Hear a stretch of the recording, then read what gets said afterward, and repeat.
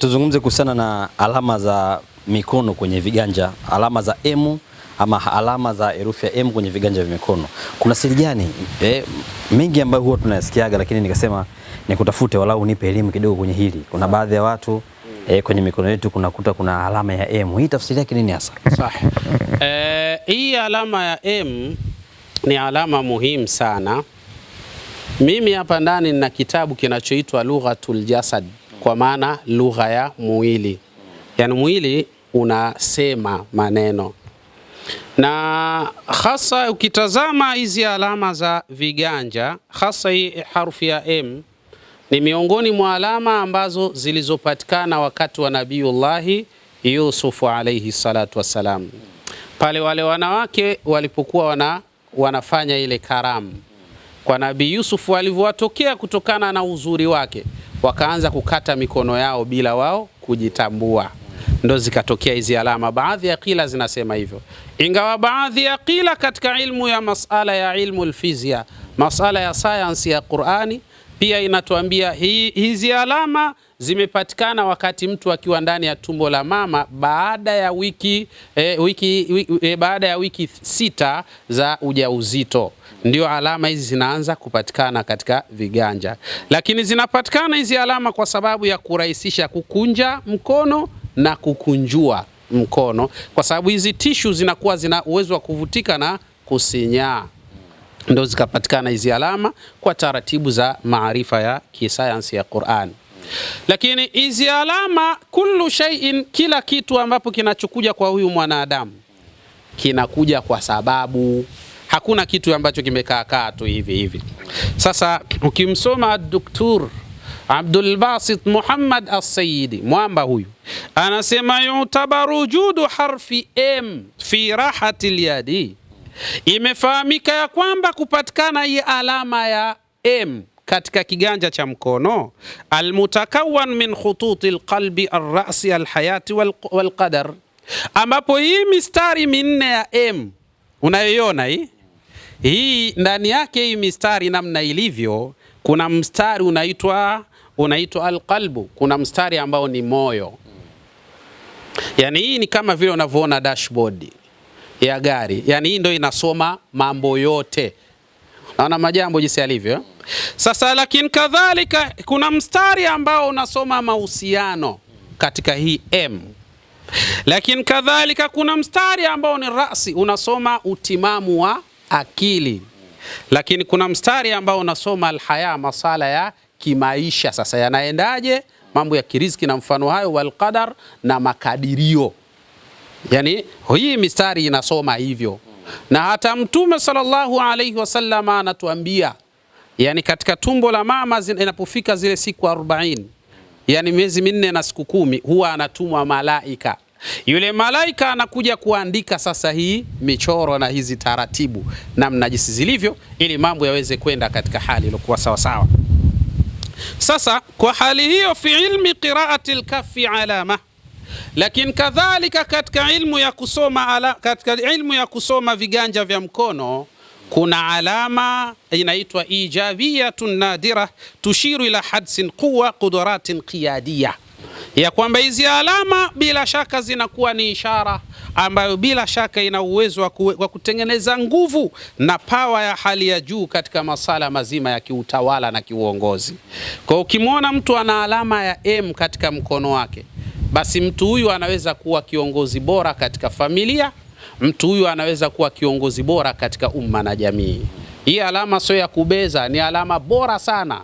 Na mwenye alama hii akijua kuitumia vizuri atakuwa mtu mmoja adhim sana biidhnillah. Kwa maana hii alama si kila mtu ambaye anayo. Si kila mtu. Lakini na kadhalika tutakwenda kuona hapa, kwa sababu hizi alama zinabadilika. Kuna wakati M inaweza ikaelekea upande wa kushoto, na kuna wakati M inaweza kuelekea upande wa kulia, na kuna wakati M mistari yake inaweza ikaachana kidogo, na kuna wakati inaweza ikasogeleana. Hii zote taghayyuratu alkhutut, yani vile zina uwezo wa kubadilika vile. Na ndio maana hata mtu unaweza kumuona naye pia anabadilika kutokana na hizi khututul yad, yani hizi mistari hii ambayo imetengeneza katika hali za namna hiyo. Lakini wa mauhibatu fi kasbil mal, hii alama ya M pia ina kipaji, inaonyesha huyu mwenye alama hii ana kipaji maalum cha kuweza kufikia malengo ya kupata kipato. Iko hivyo, usijue tu namna ya kutumia, lakini ukijua mambo ni mazuri inshallah, na tutaelekezana huko mbele. Anasema yundharu li ashabi bi annahum ashkhasun sadiqun, na hawa watu ambao mikono yao ina alama ya M kwanza huwa ni watu wa kweli sana, uongo huwa wapendi hawa watu. Lakini kadhalika waqadiruna ala iktishafi alkhadaa, na huwa ni watu ambao wana uwezo mkubwa sana wa kubaini uongo. Yani ukiwa unamuongopea hataki kukalia kimya, anakupotezea tu, anaona huyu jamaa ananiongopea, lakini anamkalia kimya anakupotezea. Lakini ni wepesi mno kubaini, wanajua haraka sana, yani wana akili ya haraka mno. Mwenyezi Mungu amewaumba hivyo. Wa ghaliban ma yakunu tumuhina mubtadi'in, na mara kadhaa watu huwa ni wavumbuzi, na mara kadhaa watu huwa ni watu ambao wanapenda sana kuyaendea mambo kwa ufasaha, huwa hawakurupuki, wanaendea mambo kwa ufasaha sana, yani wanatulia katika majambo. Ukiwa na alama ya M, sifa hizi utakuwa nazo. Kama hauna sifa hizi, basi umechezewa kidogo. Sasa najaribu kuja haraka hapa kidogo al-akhi, ili tuone hapa hili jambo namna jinsi lilivyo. Kwanza hawa watu jinsi walivyo wenye alama ya M, yamtalikuna qudratan ali ala qiraati nas, ni watu ambao wanakuwa na uwezo wa kuwasoma watu haraka sana. Anaweza akaja hapa akuta kuna watu 10-15 haraka sana kaisha wasoma wote na kaisha wajua. Yani ukiwa na alama ya M, maana yake wewe ni mtu hatari sana, ni mwepesi sana, unakuwa mwepesi zaidi katika kuyafahamu hayo. Lakini wa maarifatan ma idha kana hadha shakhsu yakdhib amma, na watu hao wanakuwa ni wepesi sana wa kujua mtu huyu aliye hapa haya anayozungumza anatufunga kamba, anatudanganya au ni mkweli. Ni wepesi sana kujua hali za namna hiyo, na wana uwezo wa hali ya juu kabisa. Lakini kadhalika al-ibda'u hallu al-ilghaz ghaliban ma yamiluna ila al-mihani allati tatalabu dhaka, na mara nyingi hawa ni watu ambao huwa wanapenda sana mambo yale yanahitaji akili nyingi, ndio utawakuta huko wanapenda yani kusumbua akili, hawapendi yale mambo mepesi, wako hivyo. Labda nikwambie ndugu yangu bwana Nyundo, mimi nilipokuwa darasani sisi tulikuwa tunasoma somo linaloitwa sarfa, tunasoma somo linaloitwa balagha, tunasoma somo linaloitwa arud. Haya masomo yanataka utulize akili, na ndio masomo ambayo mimi nilikuwa nayapenda sana. Huenda kwa na una hemu mkononi, huenda ikawa hivyo, sina hakika, lakini huenda. Lakini halul ilghaz au ibdaa mithlu sahafa, mara kadhaa huyu mtu anakuwa ni mtafiti sana, yani anapenda sana mambo yale kutafiti mambo, anakuwa hivyo huyo mtu. Lakini kadhalika taalim au siasa, na kadhalika anakuwa ni mtu anapenda sana masuala ya kitaaluma na mambo ya kisiasa, anakuwa yumo. Mara nyingi sana watu wako hivyo. Lakini kadhalika yunzaru ilayhi ka alamatu khatin jayyid, pia hii ni alama nzuri sana wa qudrati ala tahqiqi ahdafin maliya, lakini kadhalika ni alama bora sana katika masala yanayokwenda sambamba na mambo ya kiriziki. Ukiwa na M, lakini M yenyewe ikawa katika utaratibu bora, basi pia ukianzisha jambo lolote katika masala ya kiriziki huwa linakaa linaenda. Yani hawa watu wenye M wajipige kifuani waseme alhamdulillah. Na ukiona mambo hayaendi, basi labda kunguru kakunyea tu, mambo ndio yanaharibika. Lakini tofauti na hivyo mambo ni safi wenye alama za M. Bifadli al-indibat, alafu mara kadhaa watu pamoja na hivyo wanakuwa ni watu madhubuti sana, wanapenda kudhibiti majambo yao. Yani hafanyi mambo mengi kwa wakati mmoja, hayuko hivyo huyo mtu. Yani anafanya jambo fulani, anahakikisha lile jambo mpaka limefika au limeenda pale ambapo ndo anaacha, anaanza kitu kingine. Huwa hana mambo mengi, hayuko hivyo huyo mtu mwenye M. Kuna wakati M huwa inabadilika, ndio tunaita taghayyurul khutut.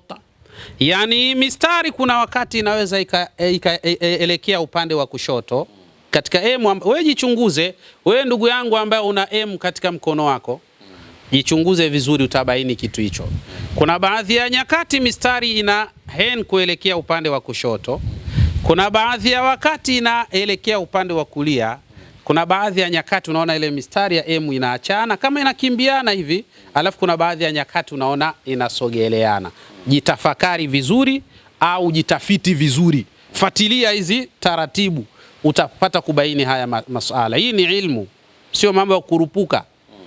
Lakini kadhalika yudhkaru anna khututa alkafi, taaluma inaonyesha ya kwamba hii mistari ya viganja laisat thabitatan, huwa haikai katika mfumo mmoja, la bali inabadilika badilika mada alhaya, hasa kutokana na mfumo wa maisha jinsi alivyo.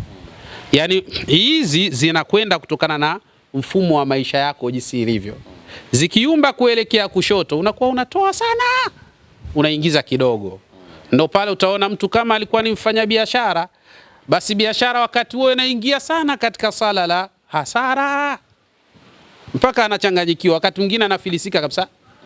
Baadaye tena anainuka tena, naibuka tena, hivyo basi mambo yake yanakuwa, ukijua namna ya kucheza na hii mistari unaweza kwenda vizuri. Qad tataghayyar litatanasaba ma tatayyur shakhsiyya, qad tataghayyar litatanasaba ma tatayyur shakhsiyya wa hayati alfardi.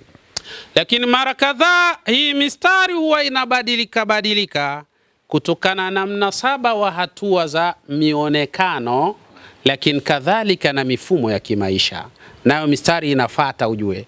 Yani wewe unapita katika zile taratibu ya namba M iliyo katika mkono wako, ndugu yangu.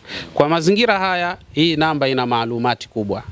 Kwa hiyo tunaposema ya kwamba kuna siri gani au kuna maalumati gani au kuna maana gani katika herufi M iliyo katika mkono wa mwanadamu, herufi hii imejaa mambo makubwa sana sana sana, na hili ni darasa pana, ni somo pana mno.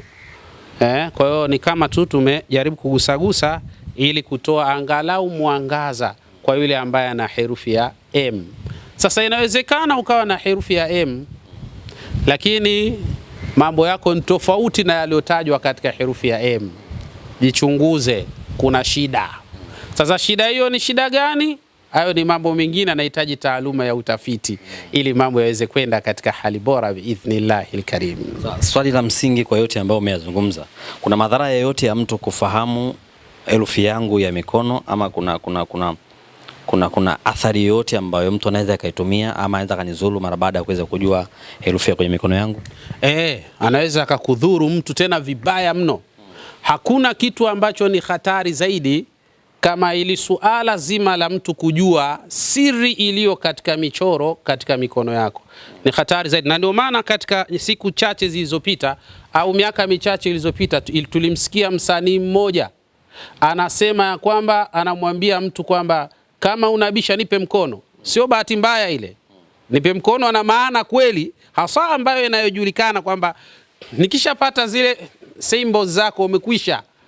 Yani huu mkono ndo kila kitu ujue. Yani katika huu mkono ndo unasoma kila kitu. Yani kama jinsi ambavyo nilikwambia, ni kama dashboard ya gari.